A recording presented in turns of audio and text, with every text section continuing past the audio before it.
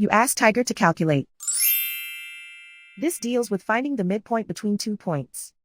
The midpoint between the 2 points is negative 26.5, 1.5. Let's solve it step by step. Plot the 2 points and calculate the midpoint using the formula. The coordinates of point 1 are, x1 equals negative 22, y1 equals 13. The coordinates of point 2 are, x2 equals negative 31, y2 equals negative 10. PM represents the midpoint of the 2 points.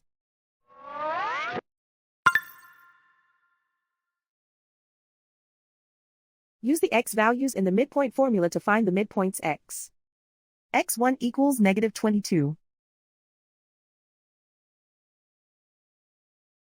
x2 equals negative 31. Simplify the arithmetic.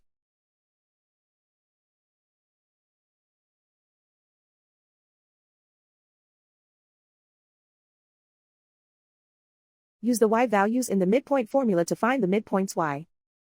y1 equals 13.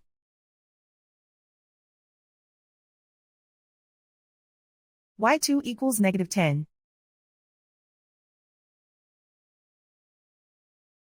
Simplify the arithmetic.